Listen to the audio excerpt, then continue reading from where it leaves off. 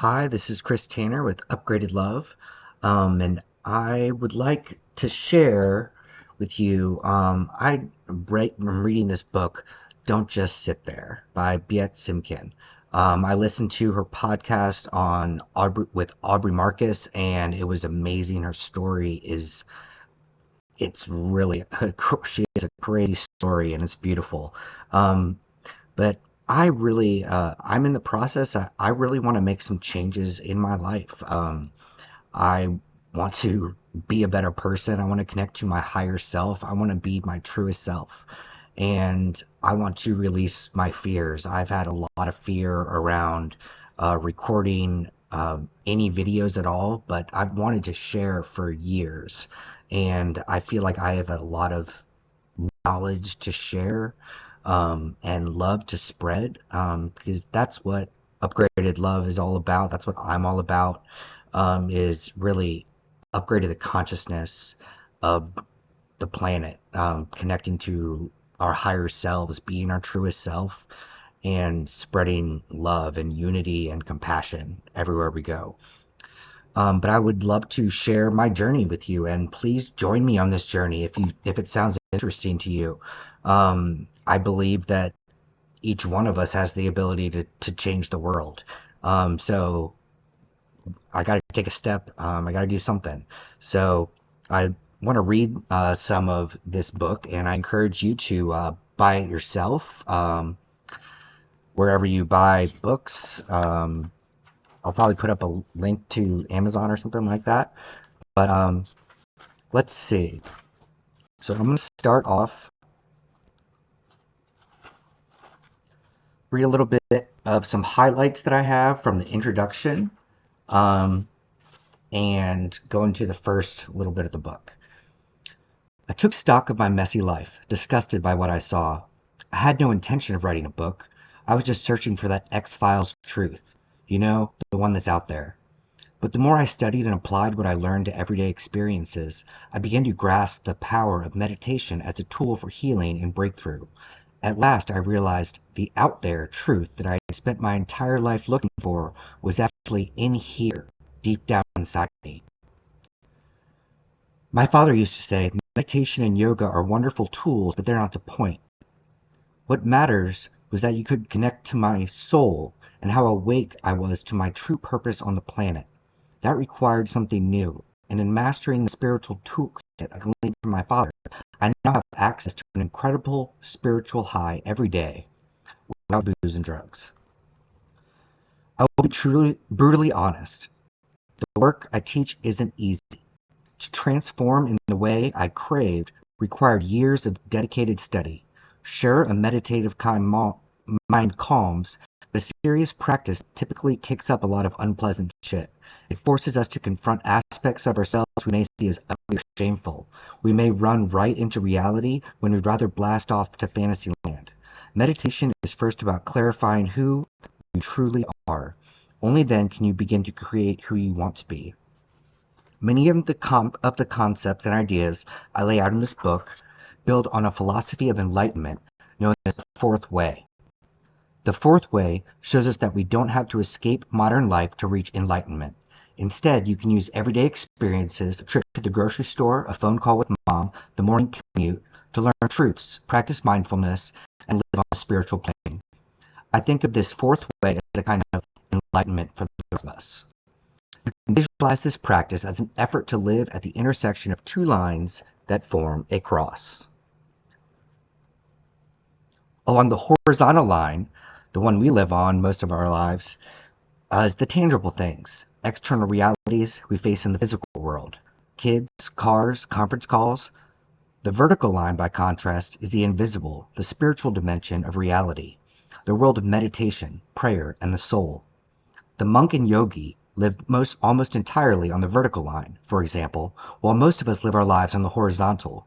This fourth way shows us that at the intersection of these lines, we can live materially satisfying cosmopolitan lives and satisfy our souls with transcendent spiritual bliss. This philosophy teaches that all humans live under a set of spiritual laws that govern our experiences along the vertical and horizontal lines. These laws exert influence whether we're aware of them or not. And if we're inattentive, they can shape the contours of our lives in unpleasant ways. Identifying the laws, working against them, and teaching how to integrate this knowledge into purposeful meditative practice is what she does. This process is messy, profound, and often a little painful. Over time, I've refined 44 of these laws as the backbone of my personal spiritual practice, as well as the work I do with my clients. Since I acquired the tools to live above these laws, my life is transformed. No lie. When I started this work, I lived on food stamps and slept on friends' couches. Several years later, I led meditations from LA to the Mediterranean coast and points beyond. I built a thriving practice doing work I love. I interact with a state of gratitude in a way I never thought possible. I'm married to the man of my dreams. I could go on, but it's not just me. I've helped clients overcome addiction, lose weight, trade unfulfilling jobs for dream careers, and soul-sucking relationships for true love, embrace sexuality, and transform their lives in ways they could not possibly have imagined. After I show you that the easiest way to understand your soul is to watch Forrest Gump, then easy to use tools to meditate, the bite-sized chapters that follow lay out tiny, potent doses of spiritual info to walk you through these steps you can take to live above the laws that keep you asleep on this planet. You'll begin with a meditative practice, building up to 30 minutes a day. As your practice unfolds, each law reveals itself chapter by chapter until you begin to grasp the key role it plays. Finally, for every law, I've designed an aligned exercise, a verification point, that will let you see the ways the law operates in your lives and show you how to live above it. Once you make the commitment to do this work, extraordinary things will happen in your life. You have a choice, though. If you want to feel really, really good for 3 days, read this book all the way through. If you want to transform your life, then you need to meditate and do the exercises in each chapter, perhaps forming a study group to work through the laws with friends. The choice is yours, really, no judgment. Either way, you win, but these practices are the metaphysical equivalent of gym weights. When you lift, you chisel and tone your body. When you use these practices, you cut away the spiritual fat around your soul, sculpting your being into the masterpiece it was designed to be. As the process unfolds, you may realize you actually are your soul, and then you will find that anything, yes, anything, is possible. At this point you ask, what do you mean I am my soul? Well, to get that answer, we need to talk about Gump.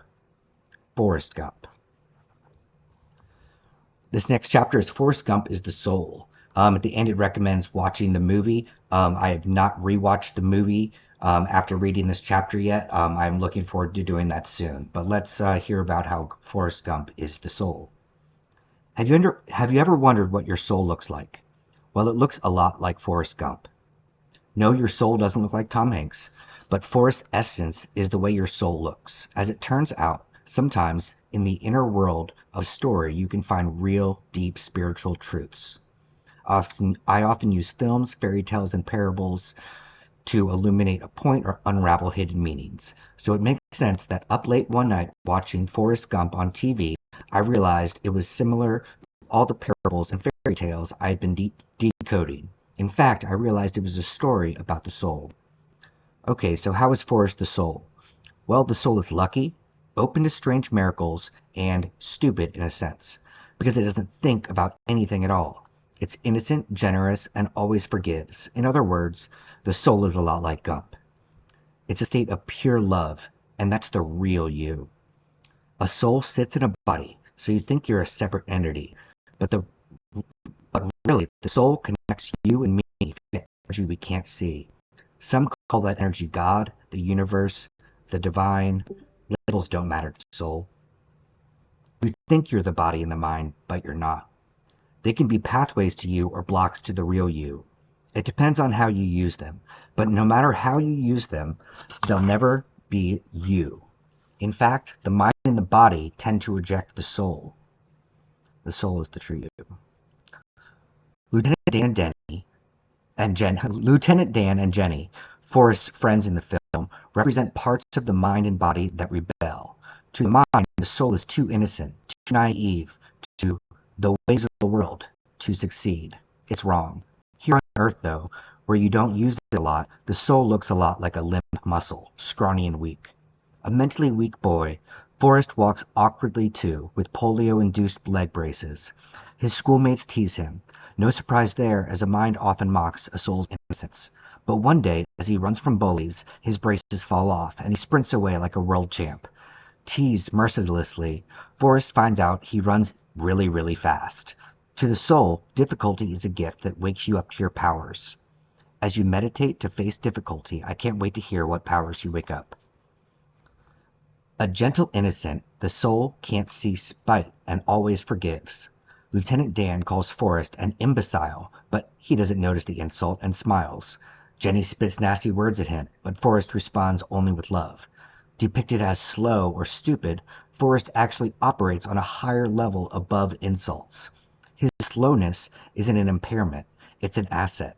Via meditation, you can slow down the same kind of soul time, dissolve anger, and forgive the slings and arrows that come at you in life. Part of you seeks the soul, but like Jenny, looks in all the wrong places. As an innocent child, she sees the soul and befriends Forrest, but as an adult, she forgets where she found the soul's bliss. It's like an itch she can't scratch, so she destroys herself trying to find it again on cocaine and casual sex. Forrest, the soul, shows up in her life over and over, but she rejects him.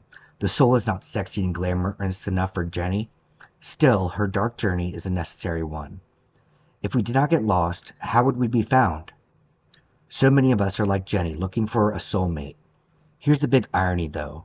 Your soul is your soulmate. It's what you're looking for. Without a link to your true self, none of it works the way you want. On the flip side, once you make the soul your mate and make all other relationships secondary, problems fade and miracles appear. Forrest, the soul, is always open to miracles, magic, and kimset. Elvis happens to stay at his mom's bed and breakfast, so Forrest teaches him to dance. He accidentally runs across a football field one day, so he gets to be an all-American football player and go to college for free. Forrest accidentally starts a multi-million-dollar company. He invests in a new computer company called Apple. When you open to your soul, you open yourself to a life of miracles and magic. Our mind tends to reject the magic of the soul. At some point, we must, too, have a dream or a plan go terribly wrong. The ability to know at times our plans and ideas are wrong is key to living a conscious life. So pause and ask yourself, how do I respond when life won't work out the way I want? It's quite funny and a great tragedy, but most of us have to die before we become willing to be the soul. When we return to Biet, though, the soul is so happy to see us. Over and over again in the film, Forrest, the soul, asks to be with Jenny, but it's only when she's dying that Jenny finally surrenders to the soul and asks Forrest to marry her. He says yes, of course. The mind tries a no on no and maybe, but the soul always says yes. You don't have to wait until you're dying to reunite with your soul, though. In fact, this little book is meant to teach you how to choose your soul again and again, even as you live a modern, fast-paced life. You're so afraid if you surrender to your soul, you'll be lonely, weird, or rejected, an alien to the world. Who wants to be like that? Nobody. But it's just a trick. The truth is, when you get to know your soul, you still have your personality, the moxie and sexiness of Jenny, say, or the courage and business acumen of Lieutenant Dan. But you also get access to the miracles, vulnerability, and sweetness of your soul. You'll wear your personality like an outfit, but it will reveal the real you. So that is my goal, to awaken the true me inside. I think we all should do that, and at the core of it, everything is true, pure, unconditional love.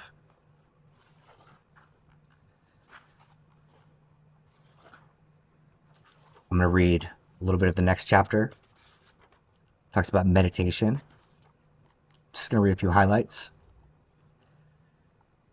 Ideally, sit and meditate for 30 minutes when you wake up. The point is that you do it. If you don't feel good at meditation at first, you're not alone. Don't fret. Practice. If you find your mind wandering, don't worry about it. You can bring your attention back to your breath and the focal point you've chosen, or just let your thoughts come and go. They're going to pass, and then there will be new ones. No big deal. The point is, stay in meditation. The goal here is to reach a certain state, a kind of blissed out neutrality that turns down the volume on your thoughts and fosters clarity. Meditation opens a link to your inner world, and to access this space, you need to both listen and speak. You meditate to listen, so also speak via a tactic I like to call asking, or what most people call prayer. In the morning and during the day, talk to the universal energy that powers your soul. You can whisper asks like, "Give me clarity of purpose," or "Power me with the energy I need to create joy today." Ask to be free from worry and anger, or ask to be shown true love. In making these petitions, you make yourself available to receive and expand. So go ahead. Go get power beyond measure. I read somewhere that if you don't ask, the answer is always no. In other words, the universe won't intervene in your life until you ask for help. Asking is a way to talk to your soul. Without this tool, you live a life in a body and mind only, which is a little dull, don't you think? So cultivate a willingness to ask for divine help. Use this tool to ask for guidance and strength, or just strike up a conversation with your new invisible friend. It really works. Talk to your soul. Before I devoted my life to a meditative practice and cultivated a relationship with my soul, I felt alone and insecure. Today, I like to drive my life with a co-pilot, my soul. It is the primary relationship in my life, with me through thick and thin, in moments of sorrow and triumph. While our thoughts, emotions, and bodies betray us at some point or another, the soul remains consistent, neutral, and above it all. As you begin to unpack the 44 laws of the universe you've lived under for nearly your entire life, I urge you to use meditation to strengthen your connection to the soul. It's the only mechanism you can generate the kind of power you need to live above the laws and the laws of fulfilling your true purpose.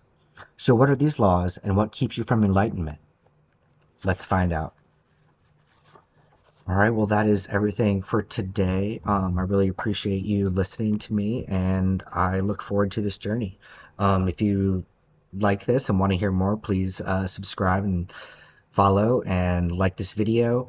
And if you like my shirt, you can purchase it at my Etsy store in the link in my description. Thank you so much. Love you.